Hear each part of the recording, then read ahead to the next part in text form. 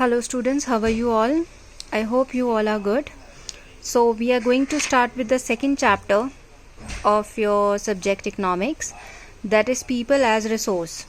So before we start with the chapter, we are going to take a overview related with what is going to be in this chapter, what we are going to discuss about the chapter. So that I am going to discuss you all with. First one is population as an asset for the economy rather than the liability. हम इसमें पढ़ने वाले हैं, इस chapter में पढ़ने वाले हैं कि जो पॉपुलेशन है हमारे देश की वो एसेट है, वो एक तरह से प्रॉपर्टी है हमारी इकोनॉमी की, ना कि लायबिलिटी, ना कि जिम्मेदारी. ठीक है, वो जिम्मेदारी नहीं है, वो क्या है, एक तरह की लायबिलिटी नहीं है, वो क्या है, हमारे देश के लिए एसेट है, प्रॉपर्टी है हमारी इकोनॉमी यानी कि हमारे नेशन के लिए. सेकेंड पॉइंट हम इस चैप्टर में पढ़ने वाले हैं कि investment should be made in the form of education, training and medical care. कैसे इन्वेस्टमेंट जो है वो बनानी चाहिए या कैसे इन्वेस्टमेंट जो है वो एजुकेशन में होनी चाहिए, ट्रेनिंग में होनी चाहिए, मेडिकल केयर में होनी चाहिए. Then ability of people to contribute the creation of gross national product. अब लोगों की कैसी एबिलिटी है या लोग कैसे अपनी एबिलिटी को इंक्रीज कर सकते हैं, किस चीज़ में, ग्रॉस नेशनल प्रोडक्ट में, मतलब नेशन को डेवलप करने में. अभी आप यही समझिए दिमाग में, ग्रॉस नेशनल डेवलपमेंट या ग्रॉस नेशनल प्रोडक्ट का यहाँ पे मतलब है कि देश के यानी कि नेशन की इनकम में वो अपनी एबिलिटी के थ्रू कैसे इन्वेस्ट कर सकते हैं. So that we are going to read. After that we are going to study about government role. Government का क्या रोल है ह्यूमन कैपिटल फॉर्मेशन में, मतलब ह्यूमन को इम्प्रूवमेंट करने में वो गवर्नमेंट का क्या रोल है वो हम इस पूरे चैप्टर में डिस्कस करने वाले. So this was my overview about the chapter. Let's start and let's begin with the chapter. So first paragraph today we are going to discuss with. So in first paragraph, when you read, what you will come to know, always read your book. NCERT is very important, so please read your book. I am going to give you a scenario of para 1, that what is to be covered in the paragraph number 1. So first point I have written, high income can be get healthier people, but also can be through indirect ways like educating, healthcare etc. जो high income है, हम सोचते हैं कि सिर्फ healthier people जो है वो ही हमारे देश में लेकर आ सकते हैं, पर नहीं, और भी बहुत सारे इनडायरेक्ट वेज हैं. कैसे? अगर हम अपने सारे देश के लोगों को एजुकेट करें, बेटर हेल्थ फैसिलिटीज़ दें, तो ऑब्वियसली वो लोग जो हैं वो भी तो हेल्थियर हो जाएंगे आने वाले टाइम पे, वो भी तो इन्वेस्टमेंट करेंगे, वो भी तो पैसा कमाएंगे. तो अगर वो अपने लिए पैसा कमाएंगे तो ऑटोमेटिकली देश के लिए इनकम आएगी. फाइन.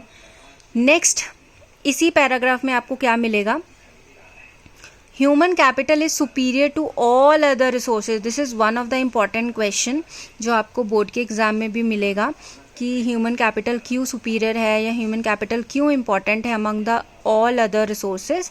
सो रीज़न इज़ है कि ह्यूमन कैपिटल सबसे सुपीरियर है क्योंकि ह्यूमन कैपिटल या ह्यूमंस ही तो सारे रिसोर्सेज को एकजुट करते हैं, वही तो यूज़फुल बनाते हैं. So because these can not become useful of its own. जो बाकी के रिसोर्सेज है जैसे लैंड है, कैपिटल है, वो अपने आप थोड़ी ना यूज़ में आ सकती है. It can not be. So अपने आप यूज़ में नहीं आ सकती. कौन यूज़ में लाता है, उसको यूज़फुल कौन बनाता है बेटा? ह्यूमंस. नाउ ह्यूमंस भी कैसे? जैसे जैसे हम उनको एजुकेट करेंगे, बेटर ट्रेनिंग्स, बेटर स्किल्स देंगे, बेटर एजुकेशन देंगे, तो ऑब्वियसली ह्यूमन कैपिटल फॉर्मेशन होगी. फाइन. ह्यूमन जो है वो बेटर रिसोर्स होता जाएगा. Is it clear to all? If not, please stop the video and see again what I have taught. उसको दोबारा से देखिए, आपको फिर अच्छे से समझ आएगा. ओके. उसके बाद आपको स्टोरी दी हुई है, 2 तरह की स्टोरीज दी हुई है. ठीक है, एनसीईआरटी में अगर आप नेक्स्ट पैराग्राफ या वो ब्लू से चार्ट में देखेंगे, साइड पे स्टोरी दी है, वो स्टोरी ज़रूर रीड कीजिए, आपको बहुत कुछ पता लगेगा.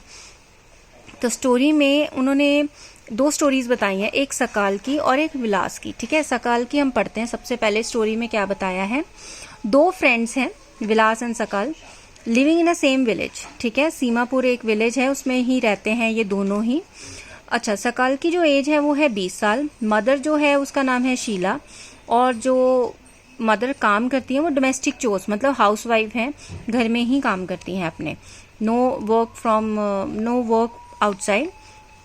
फादर का नाम भूटा चौधरी है और वो फार्मर हैं। जो सकाल है वो पढ़ने में बहुत अच्छा है, गुड इन स्टडीज़ है। फादर ने उसकी स्टडीज़ को इम्प्रूव करने के लिए, बेटर करने के लिए लोन लिया, मतलब उसने 12th तो अपने मैट्रिकुल तो उसने अपने विलेज में ही कंप्लीट की थी, बट उसको और हायर एजुकेशन करने के लिए लोन लिया, ठीक है, और कंप्लीट करवाई। उसका क्या कंप्लीट करवाया उन्होंने, वोकेशनल कोर्स करवाया कंप्यूटर्स में, ठीक है। कंप्यूटर्स में वोकेशनल कोर्स जैसे ही पूरा हो गया, उसके बाद कुछ टाइम बाद उसको सॉफ्टवेयर डिज़ाइनिंग की जॉब मिल गई, और जॉब मिलने की वजह से उसकी बेटरमेंट हुई, ग्रोथ हुई, और उसको रिवॉर्ड्स मिलते गए। रिवॉर्ड्स मतलब मोर अर्निंग्स, उसकी जो ग्रोथ है, अर्निंग्स क्या होती गई, हाई होती गई।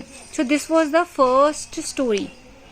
ये जो है आपकी सकाल की फर्स्ट स्टोरी थी। अब ऑन द अदर साइड अगर हम दूसरी वाली स्टोरी पढ़ें, सो इसको ध्यान से देखें, बिकॉज लास्ट में हम इसको कोरिलेट करने वाले हैं, फाइन। तो विलास की स्टोरी में क्या बताया गया है, 11 ईयर्स का ये एक लड़का है, जिसमें सेम विलेज का है ये। फादर का नाम क्या है, महेश है, और जो फादर का प्रोफेशन है या जो फादर का वर्क है वो क्या था, फिशरमैन था। लेट लिखा है मैंने क्योंकि उसकी डेथ हो चुकी है उसके फादर की, ठीक है, नाउ ही इज नो मोर। और जो उसकी मदर है गीता, वो सेल करती है, वो भी फिशेस सेल करती है। After the death of father obviously mother have to work, तो she also use to sell the fishes. तो पर डे उसको साथ वाली पास में ही कोई मंडी है, वहां पे वो सेल करती हैं, तो जिसमें वेज रेट उसको क्या मिलता है, 150 rupees per day, only 150 rupees per day she is earning.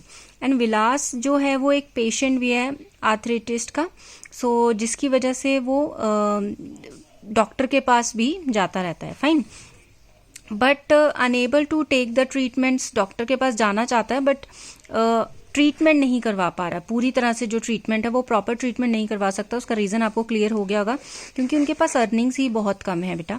School में वो इंटरेस्टेड ही नहीं है, स्कूल नहीं जाता है, वो इंटरेस्टेड भी नहीं है स्टडीज़ में। मदर जो है वो भी सिक हो गई है कुछ टाइम बाद, तो विलास के ऊपर फोर्समेंट आ गई है, विलास के ऊपर फोर्स आ गया है कि वो भी फिश सेल करे और सेम ही विलेज में, और अपनी फैमिली का जो बेसिक खर्चा वो चला सकते हैं, बेसिक नेसेसिटी जो वो पूरा कर सकता है वो पूरा करें। सो अब देखो इन दोनों सिनेरियो में व्हाट यू हैव कंक्लूडेड, आप इन दोनों में से क्या, इन दोनों को मिला के क्या कंक्लूड करोगे। अगर हम बात करें सबसे पहले सकाल की, सो सकाल जो है एक तो पढ़ने लिखने में अच्छा है ना, नॉलेजेबल है, उसको फैमिली सपोर्ट कितना है, उसका एनवायरनमेंट देखो कैसा डेवलप हुआ है कि उसको एजुकेशन में कितना इंटरेस्ट है, उसकी फैमिली उसको सपोर्ट कर रही है।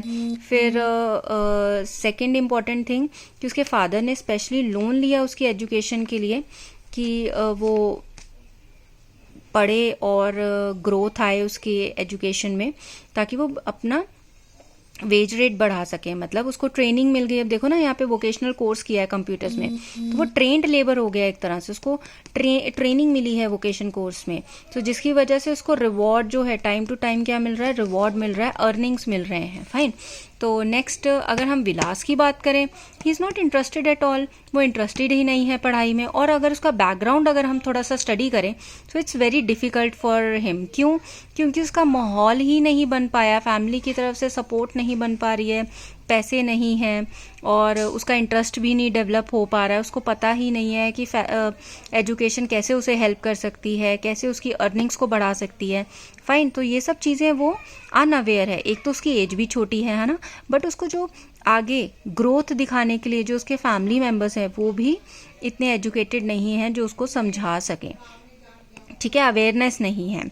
सो यहाँ पे वो स्किल्ड लेबर भी नहीं है देखा जाए, जो उसके फादर काम कर रहे थे वही मदर ने काम किया, मदर ने काम किया वही उस बच्चे ने काम किया, दैट इज विलास ने भी वही 11 ईयर का जो स्टूडेंट या बच्चा है वो उसने भी वही काम किया है ना।